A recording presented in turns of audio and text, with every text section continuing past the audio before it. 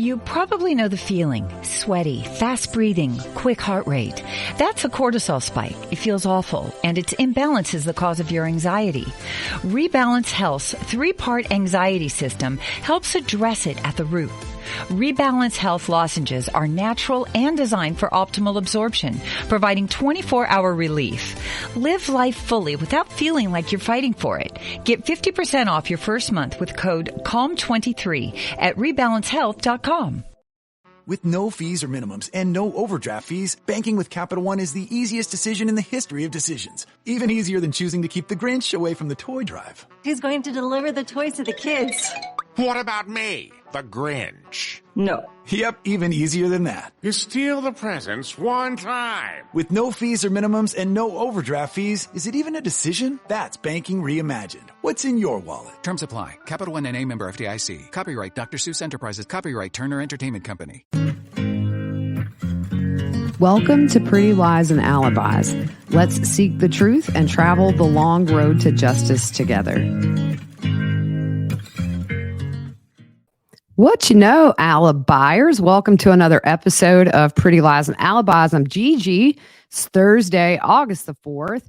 I'm a little bit late. We had some storms roll through. It sounded like Armageddon was starting outside my door. So definitely would have heard that on here. So it's over, I think. So we are going to get started. So yesterday there was on the portal, I think it's funny we call it the portal, where they post things about the cases because Lori and Chad portal. But there was an order to transport Lori, and a lot of people freaked out thinking, oh boy, here we go. She's going incompetent again. But I really, really think this is for that August 16th hearing in Fremont, because remember, she's being held in Madison County. These charges are out of Fremont, so they got to get her there for the hearing. And I'm thinking it should stream. It's actually open to the public. A couple of our local listeners, Miss Janine is going. We're going to have to get her take on it with what she notices in that courtroom. But, think about it, guys. This is the first time since, I think, February 2020, when she was brought back from Hawaii. Remember, Chad came to that first hearing. And I think this may be the first time since then that they were in the courtroom together, because if you remember, COVID hit shortly after she was brought back, and then everything was, remote. Chad was still a free man. So a lot has happened since the two of them have been in the same room together. And I think it's going to be super interesting to watch body language and see, is the honeymoon over? Lori has flipped on every other husband in the past. It's hard to tell whether or not she still, is dedicated to Chad, but we will see. So I'm going to be watching that with like my reading glasses on. So anyways, and ironically, this week we're covering Charles's murder, and yesterday was the 3-year anniversary of his celebration of life service. So if you remember, Lori didn't let JJ go to that. And yeah, so just 3 years, you think it just went downhill from July 11th. And here we are. So big thank you guys for all the birthday wishes for Taylor. She had an amazing day. Like, it was so nice. And so she's officially 17, and I'm just super proud of her. So my music fact, before we get started, this is regarding my favorite band and album of all time, Pink Floyd, Dark Side of the Moon. They broke their own Guinness Book of World Record for being on the charts longer than any other album in history. So this is a report from 2020. I couldn't find anything about, the last 2 years. But as of 2020, it had spent a total of 959 weeks on the top 200 charts. That's over 18 years. Insane. I listen to that album probably once a week at least, in like the entirety. So, all right, let's get started. So where we left off, we were talking about they had just all finished their interviews at the police station. The officer drove them home, said it was a really bizarre, as if nothing had happened, ride. So we're going to pick up where I was reading through the report, and well, before we get to that, at some point, the property manager finds out that there's crime scene tape around the house that Charles rented. And he texts Charles's phone, "Are you okay?" And Lori responds sometime after 11 a.m. "We are okay. I'll explain later." Actually, I can't for sure verify that was Charles's phone. I assume it was because we know she had his phone.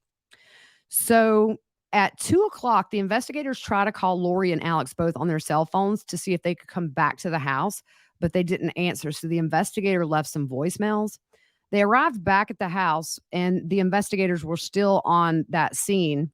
So Alex stays with investigators and Lori asked to leave with Tylee to pick JJ up from school. So in the report, it says the body was found lying on its back with the shirt cut away from the front. There was a projectile found to the north and east of the left shoulder on the floor. Upon the arrival of the OME investigator, the body was eventually moved to help examine it further. There was a CPR pad placed on the sternum by EMS, and it prevented the observation of the wound to the chest. This CPR pad was eventually lifted up to expose the hole and photographed. The wound to the abdomen was photographed with no issues. The wound on the abdomen appeared to have a mark on the lower section of the hole that indicated an upward trajectory into the body. The body was then rolled onto the stomach. I could see 2 bullet holes. One was located in the area of the left scapula, which is like right back here, and the other was slightly left of the spine towards the bottom of the rib cage. So upward trajectory totally contradicts Alex's statements that Charles was standing for both shots. Just doesn't, forensically, they can tell that was a lie. We'll get into that later. So it was decided to hold the scene so a walkthrough could be done with the shooter. The claim had been made the shooting was in self-defense, and there was a desire to have the shooter be present in the scene to help explain the dynamics and locations of the parties involved. An attempt was made to clean the blood from the floor to help minimize the trauma that could be created from exposing people to the gore. People being the guy that shot and killed him in cold blood.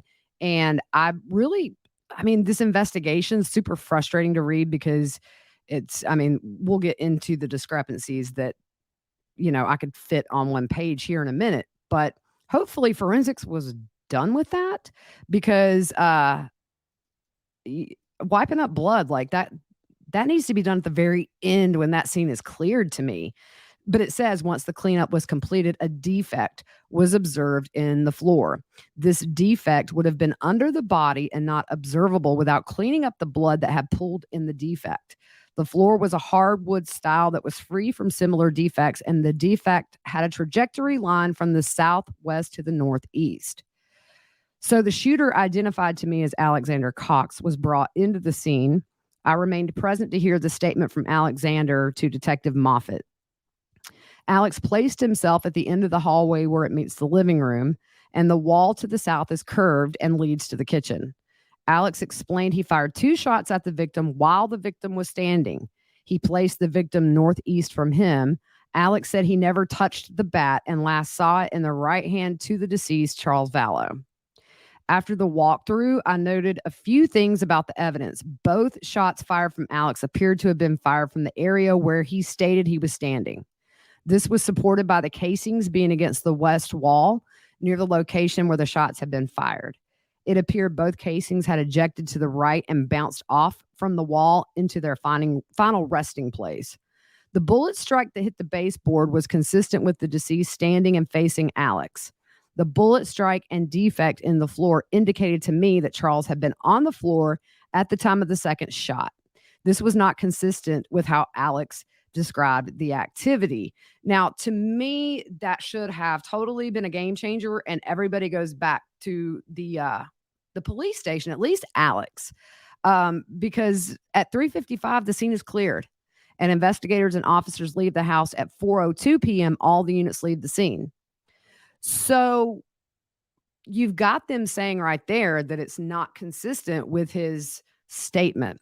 All right, let's go through these discrepancies. There are probably more, guys, but it's over 1,000 pages, this one document. And so Alex in his room before the fight, remember, Alex said he was on the phone in his room, and then he heard him coming down the hall. Then the investigator said, I thought you were on the phone. Alex then says no. So right there, he's contradicting himself. Was he on the phone? Was he not? The bat. Tylee said, I didn't do anything with the bat. Lori says she doesn't know if Tylee tried to hit Charles.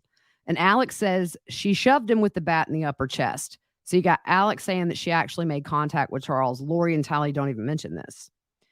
And we know this is all lies, guys. I mean, lies, guys.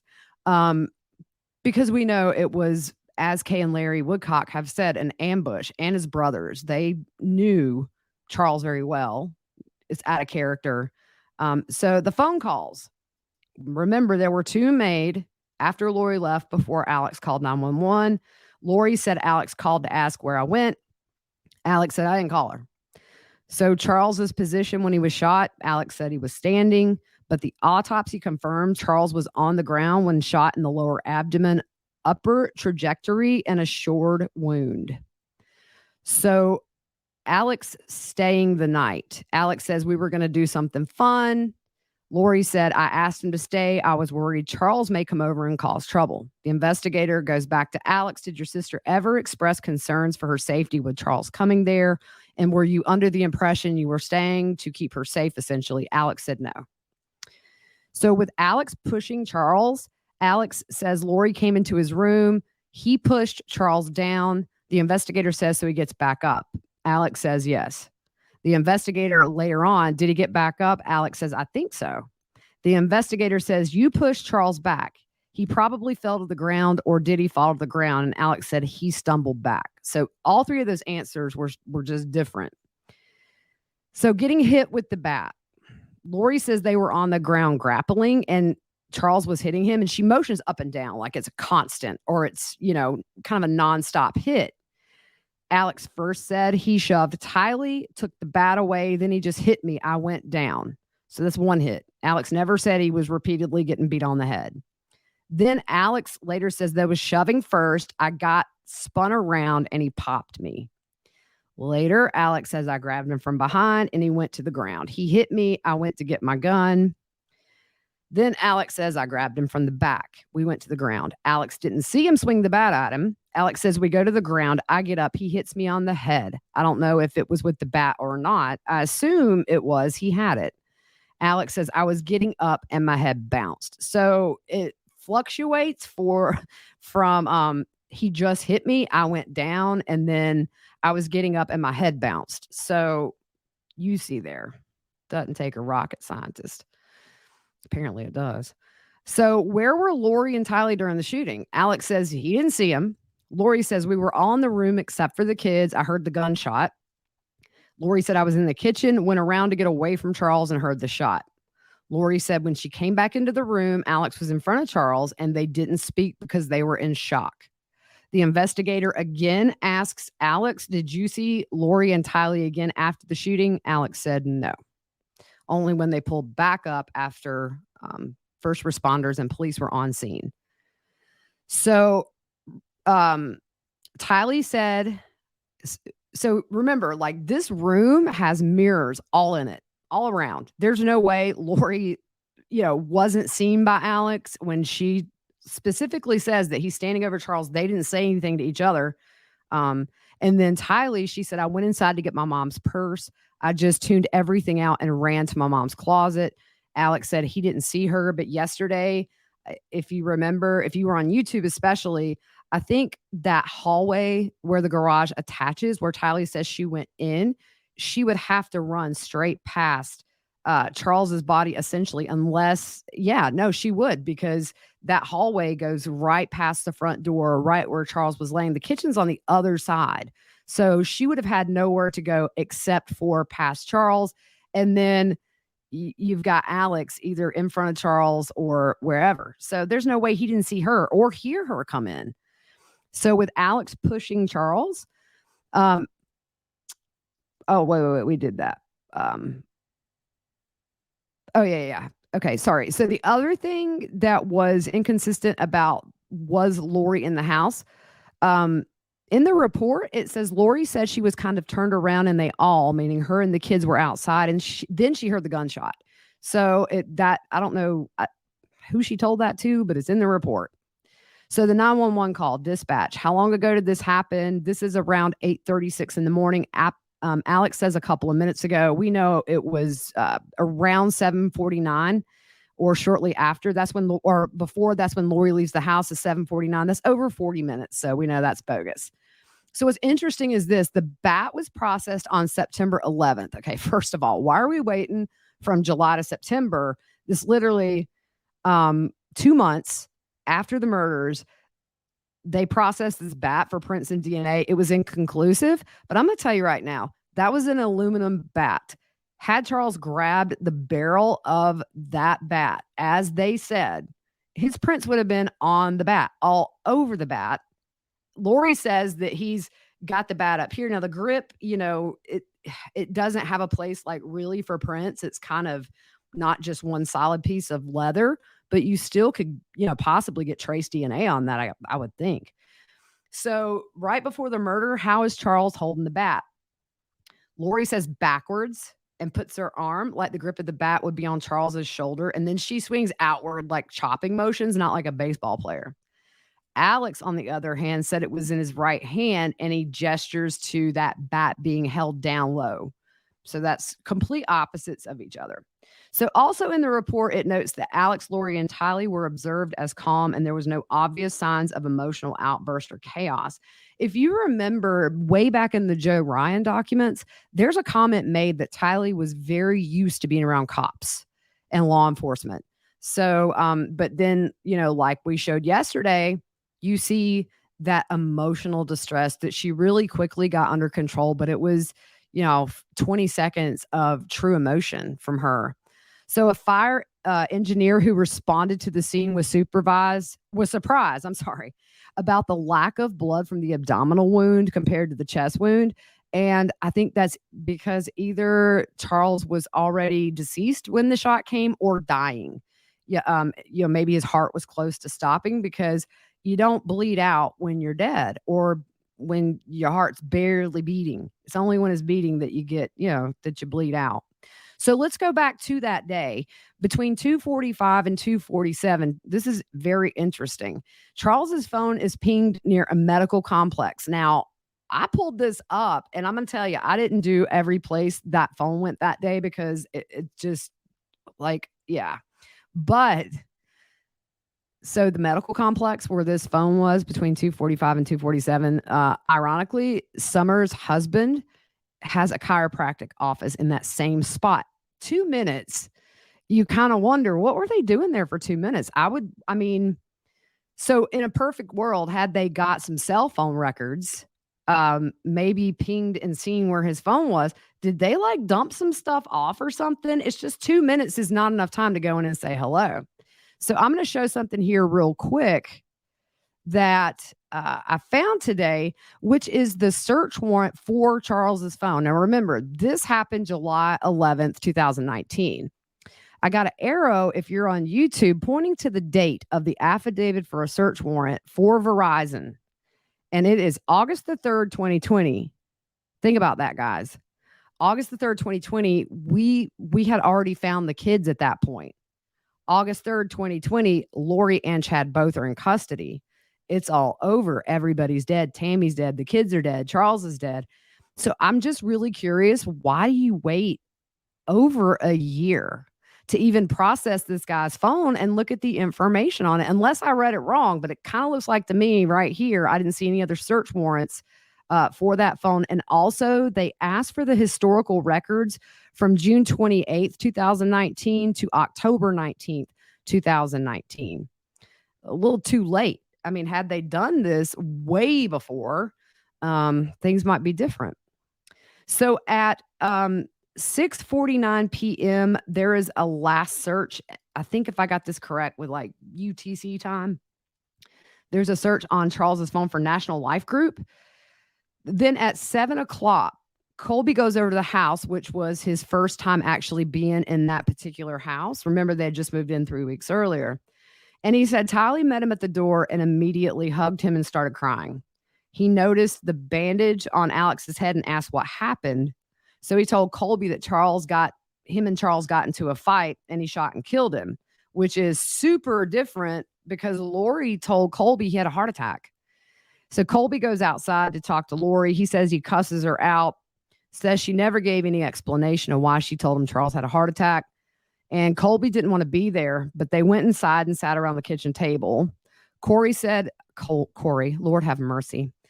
Colby said Lori, Tylee, and Alex all started to tell him what happened. And when told Tylee got a back, Colby told investigators that wasn't out of character for her.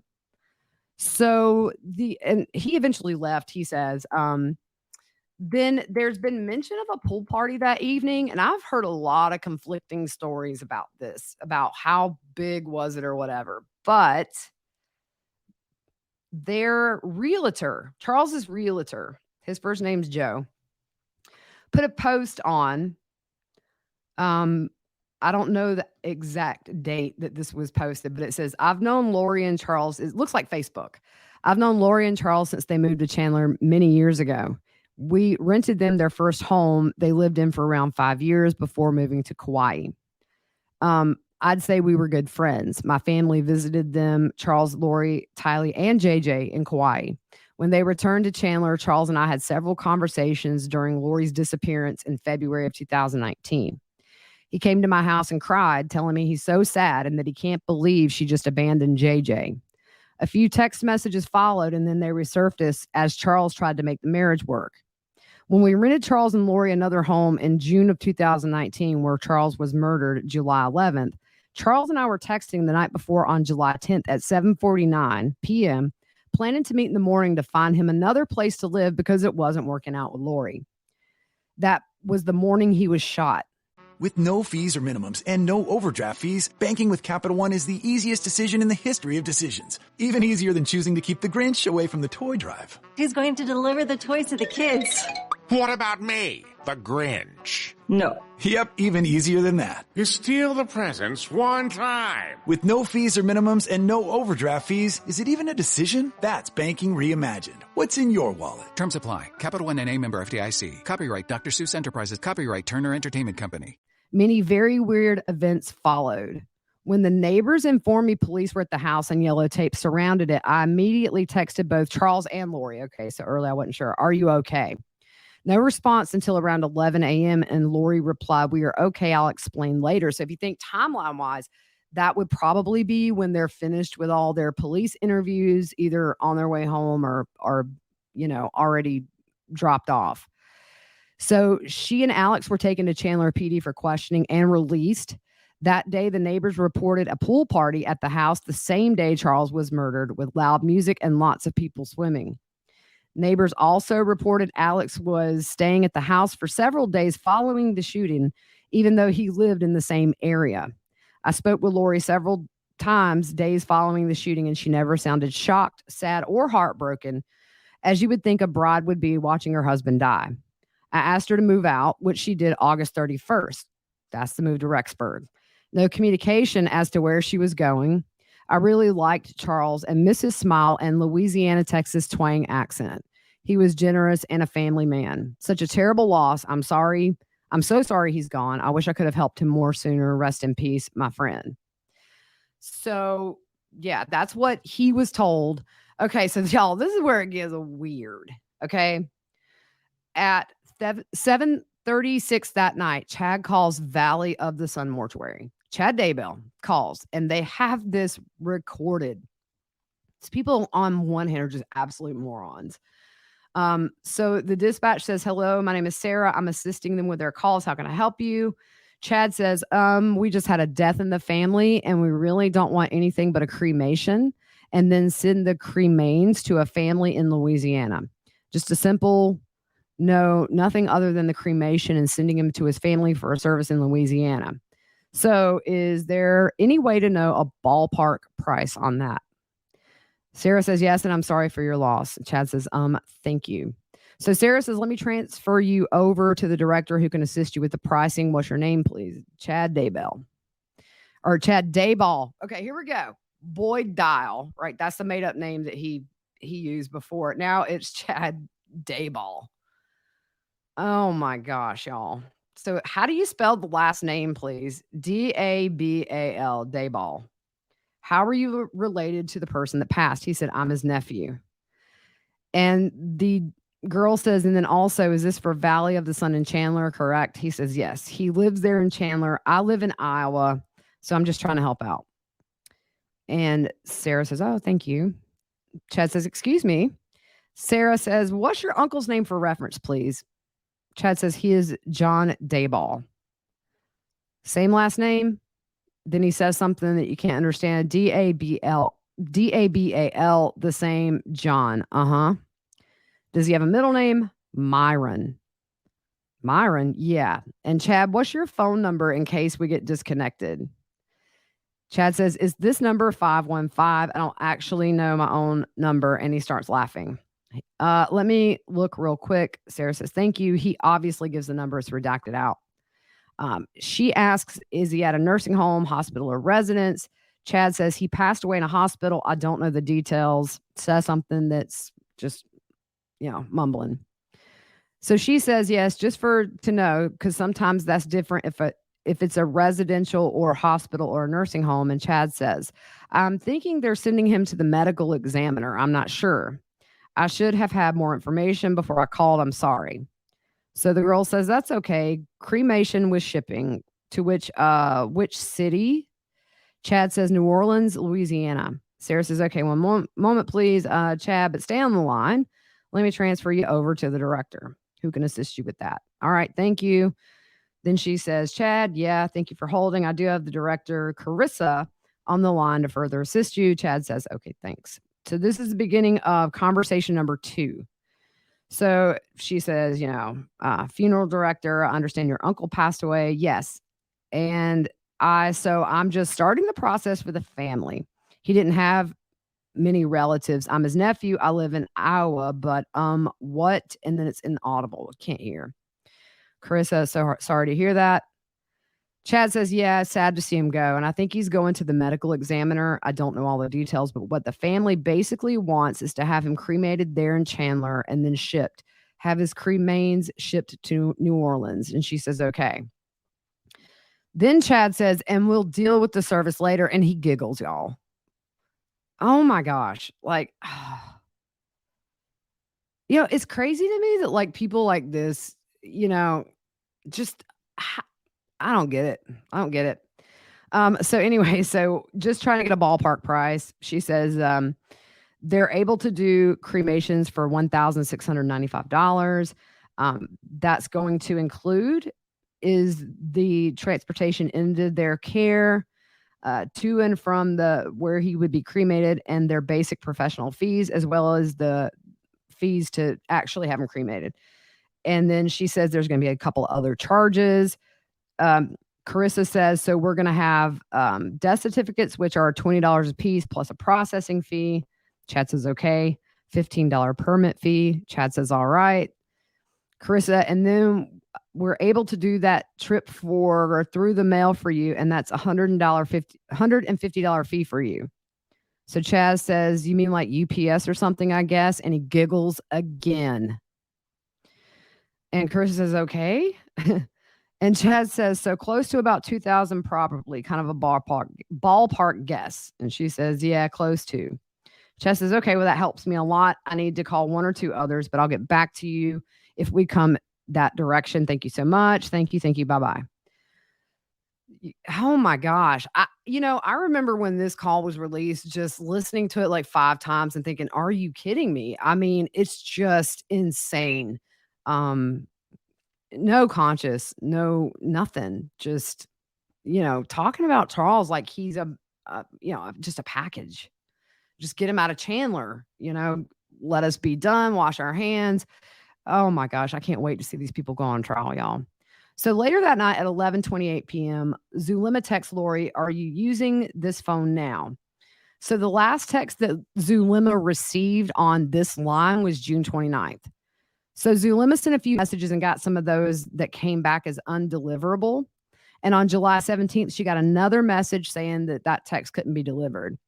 The next incoming message from Lori to Zulema that we know of was August 24th. Not sure if it's from this number or one of her other burner phones.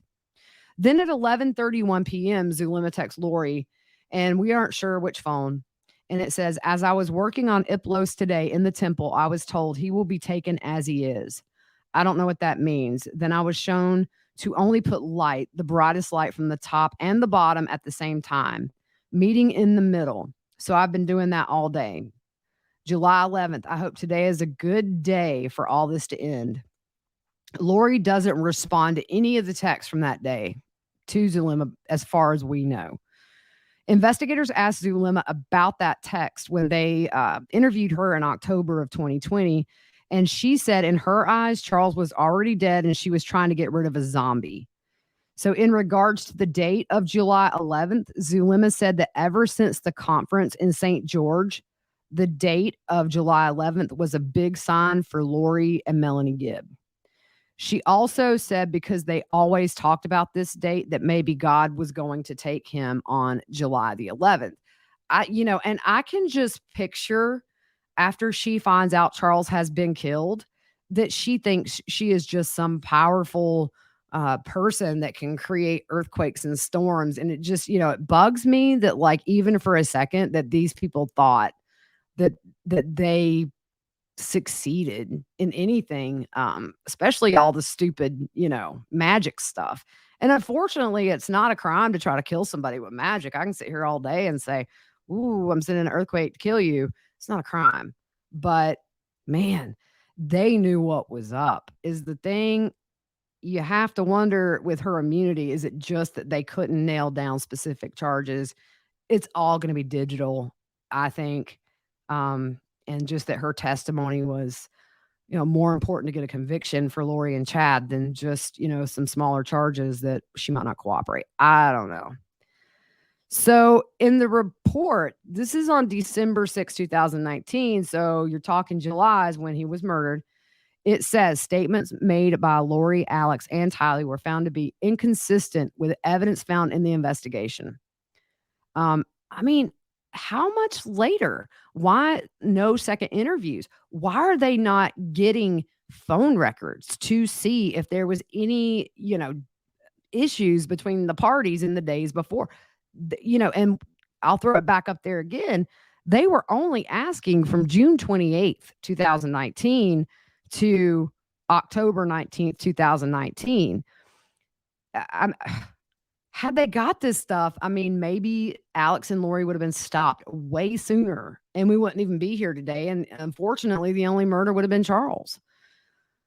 I wonder, why did the cop wipe up blood before the scene is cleared? It just seemed, and I know that they found that hole underneath the blood, but still, I don't know if a cop's picking up shell casings. It kind of looked like that to me. But also, there was an Apple iPad Pro and a MacBook Air in evidence. As far as I can tell, the data was extracted beginning August 12th, 2020. So you see, at this point, Chandler knows that the kids are murdered. Tammy Daybell's been, at this point, Tammy Daybell has been murdered. The kids have been found. Lori and Chad both are in jail. And they're just now extracting all this stuff. It makes no sense whatsoever.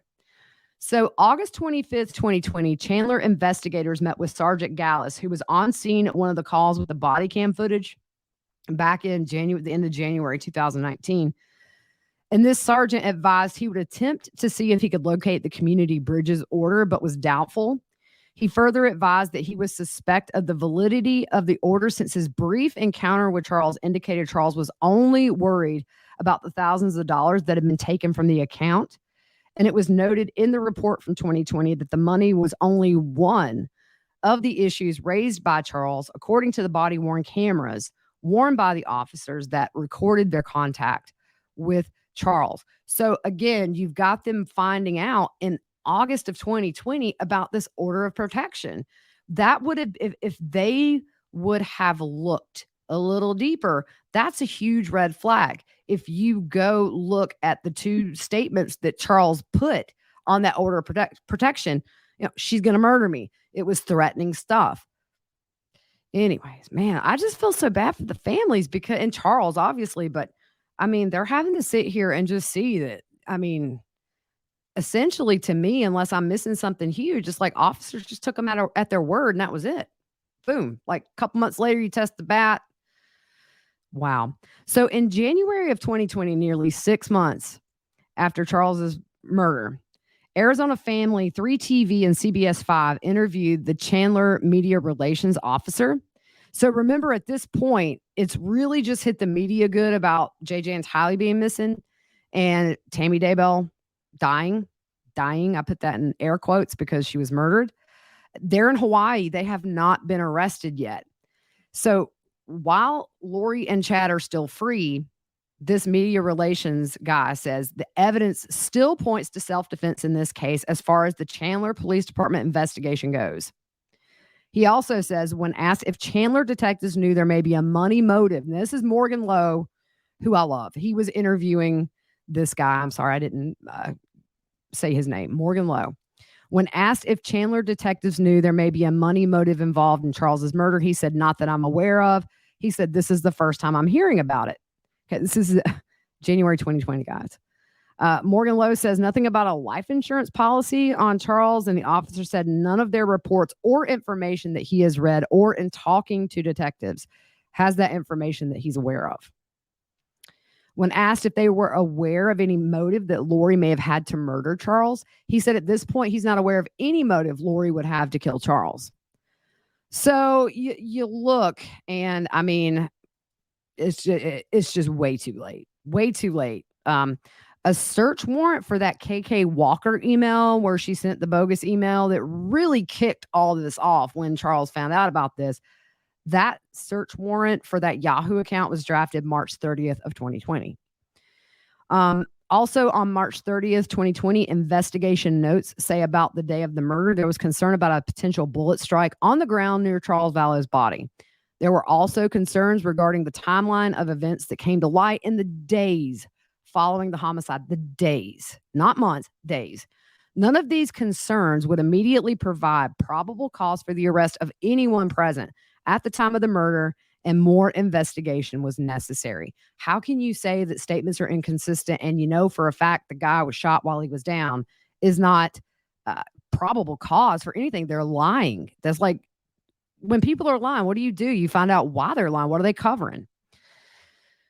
Oh, boy. It also says in the weeks following Charles's murder, investigators learned that Charles and Lori were experiencing turmoil in their marriage, which you think would consider a lot more fast and furious investigation.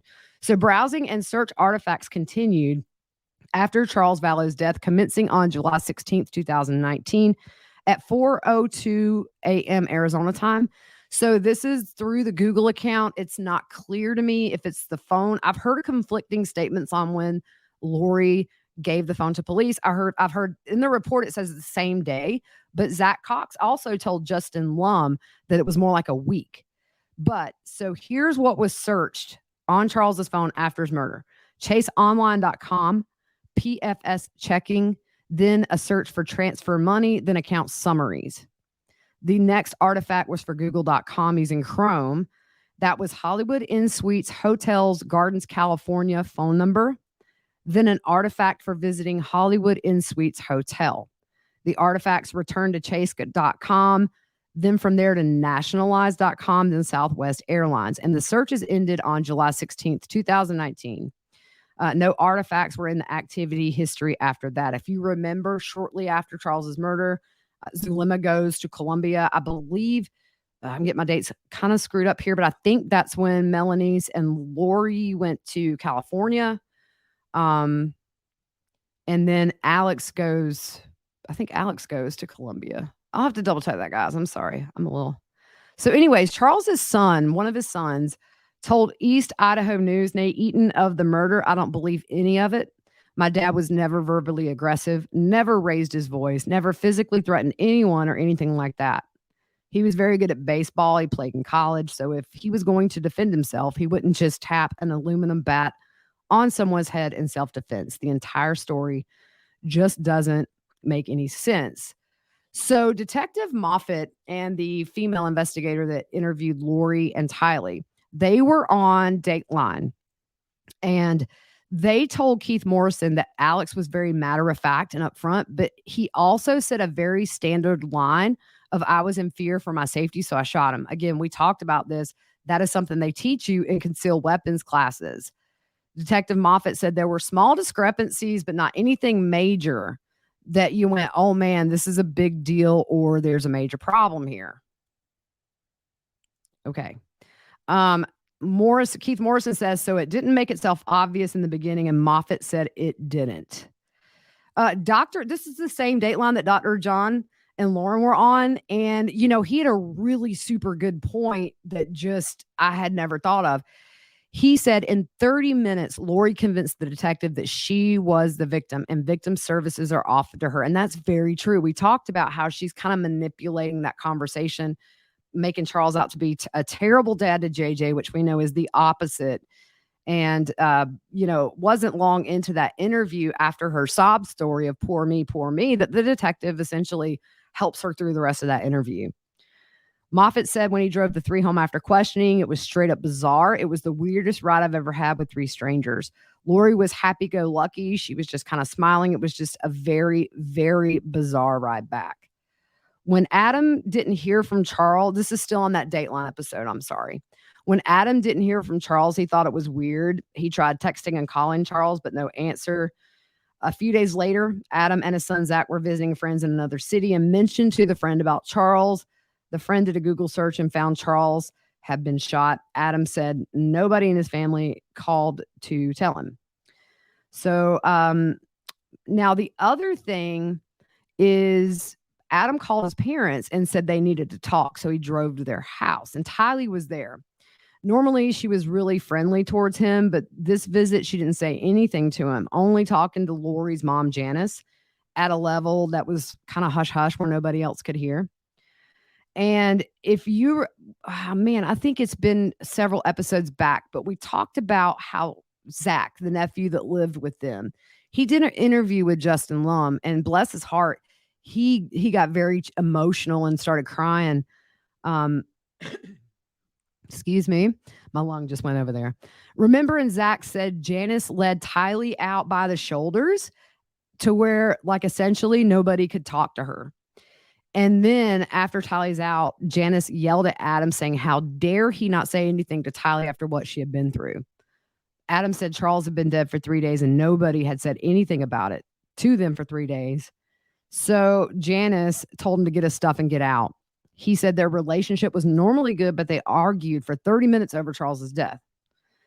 Adam and Zach called Summer, who's Lori's sister, the one who was asking to run, like recognizance and letting them know every move.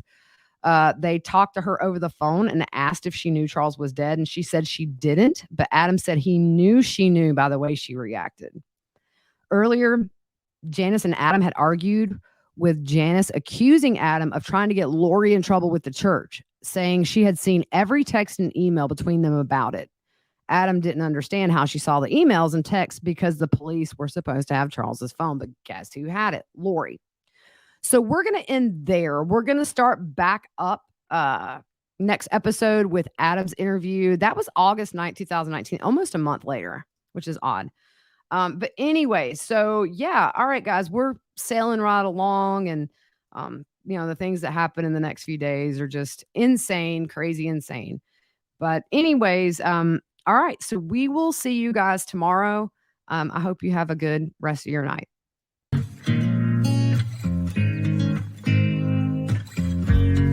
Judy was boring. Hello. Then Judy discovered ChumbaCasino.com. It's my little escape. Now Judy's the life of the party. Oh, baby, mama's bringing home the bacon. Whoa, take it easy, Judy. The Chumba life is for everybody. So go to ChumbaCasino.com and play over 100 casino-style games. Join today and play for free for your chance to redeem some serious prizes. ChumbaCasino.com. No purchase necessary. Void where prohibited by law. 18+ terms and conditions apply. See website for details. When picking a commerce platform, you have 2 choices. Oh, you piece of... Or... Yeah! That's the sound of selling on Shopify, the commerce platform that supercharges your selling online and in person. Why battle inferior platforms' weak tools? You... And limited integrations. Would have... help to know this. Join the millions of businesses growing on Shopify and ignite your selling. Less, more. Start your free trial today at shopify.com/profits23. Shopify.com/profits23.